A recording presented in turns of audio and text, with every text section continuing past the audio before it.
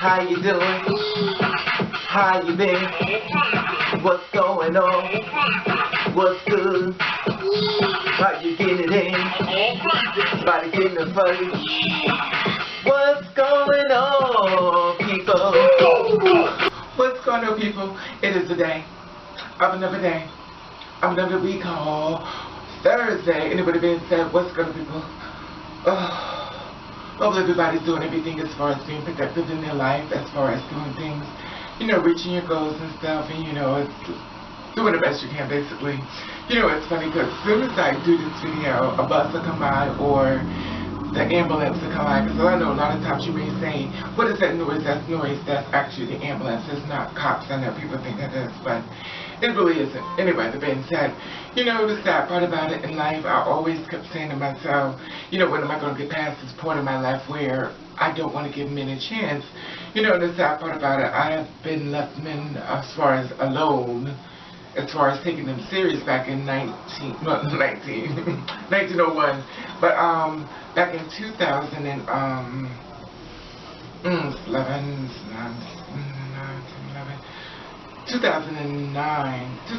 and 2010, I just left them alone completely as far as taking them serious, because a lot of times the sad part about it with me and my healing process, I can't seem to heal, because as long as there are negative things that have to do with men, it's hard for me to take them serious as far as being in a relationship, because I learned that a lot of married men are cheating. A lot of women strive and stuff that you get that perfect man, or women, one man, whether it's whatever. Men cheat, women cheat anyway, but I'm not into women, so, you know, the thing about it is that, you know, you get a guy and stuff and you want his man, you thinking he's being with you. Like I said before, my personal view is that when I'm not around him, he's cheating, and to separate myself from that, I just don't take him serious, and I don't trust him, and it's hard for me to trust someone when I keep seeing bad things, or something bad happen, or something bad happen as far as relationship with another woman, or a woman getting cheated on, a woman getting beat on, and a woman getting murdered. You know, and I don't know how to get past that part as far as being a jaded, bitter bitch. You know what I'm saying? Speaking of stories I'm going to talk about again today, it has another reason why I am the way that I am. You know, working me here, I'm going to try to talk much more slower. Well, I don't know if you know this, but there was two guys that met a woman online, allegedly. Her name was Latrice Randolph. Here's the picture right here.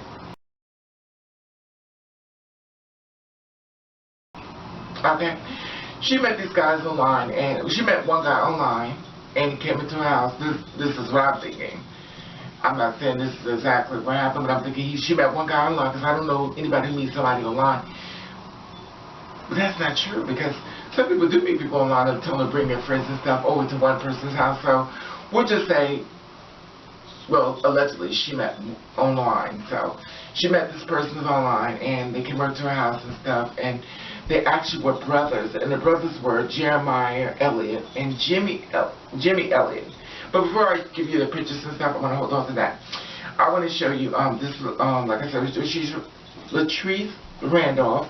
She was stabbed to death and put inside of a closet and wrapped in a blanket after meeting someone online. You know, on Sunday, her mother had noticed she hadn't heard from her all day. So she had called, you know, the management company and stuff, and she asked them, you know, what to go check up on her, because she texted her daughter, and her daughter didn't answer back. But when her daughter answered back, the texting messages was really weird.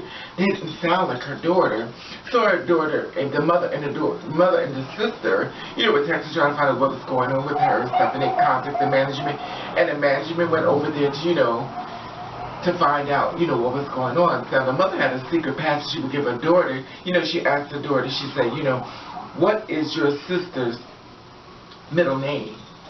And when the guys, now the thing about it, what gets me was that the guys are actually texting the mother, and so the mother kind of knew, you know, something was not right. She had, I guess she had that mother instinct, but they was texting her back stuff, you know, they wanted to throw the mother off the scent. I don't know if they knew it was the mother or not, but the simple didn't want to throw her off the scent. And these guys was inside the apartment for 2 days, and they had then killed her, allegedly, and put her inside the closet. And she's been there for a couple of days, so the management went over there to try to find out what's going on. They go inside of the apartment And those two guys was in there, and they saw them in there. They saw us, and they started running and stuff, when to get them out of there, to get out of there. But they was caught and stuff. But better yet, I'll let the news people tell you so you get a good idea. Now, this place was in Hatteras Sound's apartment, or Hatteras Sound's apartment. This is what the apartment looked like. Okay, the apartment building. Now you see that the buildings were very nice. I'm very shocked. It was a very nice area. So it just lets you know that you're not secluded as far as being safe in a better area. You're thinking that I'm in a nice area where I could be much more security, but you never know because that's the kind of world we live in. Anyway, in her Sanford apartment, and then the killers lived there with her body in the closet. On to at 5 Channel 9's Roy Ramos spoke with the victim's family, and boy, they say they used a secret question to figure out something was wrong. They had a specific question between the two of them that they would use to check on their daughter. They would do this constantly because they say that victim did have a learning disability. But it's when the answer to that question was texted back wrong, that mother came right here to this apartment complex to check on her daughter herself. You are looking at Latrice Randolph.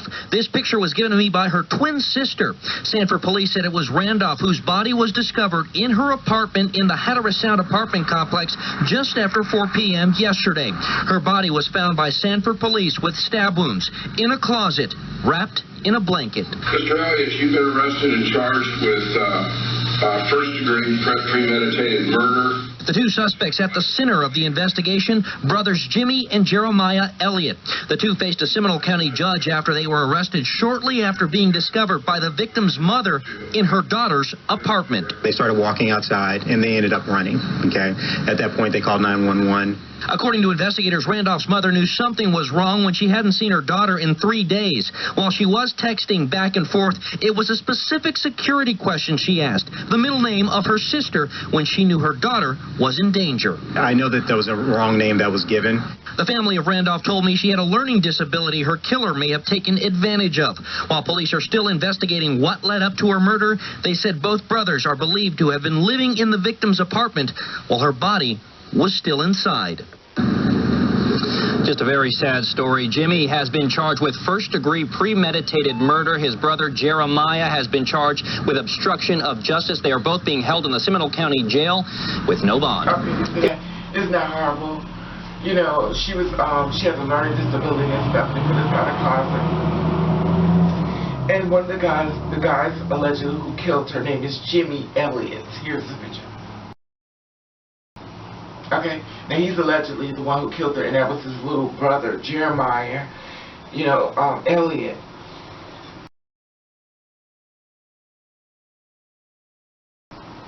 See that? Now the sad part about it is that, they were arrested and everything, so Jeremiah, their brother, was obstructive justice and resisting a law enforcement without violence. They're both held without bail. Now Jimmie, the allegedly ringleader of it, who killed her, allegedly, was charged with first-degree premeditated homicide and resisting arrest without violence. I don't know if there's something new going on, resisting arrest without violence. I don't know what that means, as far as, I guess they did it without being violent about it, but so if you wasn't being violent about it, I guess resisting means that you ran and then you came back unviolently. Anywhere that been said. So, the sad part about it is that this happened in Central Florida, and the Sanford police showed up and arrested him. They held without bail and stuff, and now the mother has to mourn the death of her daughter because the fact of the matter is that she let her daughter live her life, and she felt as though, her daughter would be safe in that kind of complex. I would think that they would be, but it's sad. It's just something to think about when you meet people online. You never know who's coming through the door. And me, myself, per se, when I meet people as far as online, I'm not as worried as online as as the phone line. You ever talk to somebody online, it's called talking. You talk online, hello, my name is so-and-so, and this is my description, and someone press like, hello, so-and-so, blah, blah, blah, and then y'all talk on the phone and stuff, but you know what they look like. And then they show up at your door, and you're like, oh my goodness, this is fine, man, or it's, oh my God, this guy was crazy. Oh my God, this guy is gorgeous. Oh my God, he's everything I want. He's the killer. So, you know, the sad part about it is that's the kind of world we live in, and I always feel as though it's very, you know, it's a very scary situation when you meet somebody online.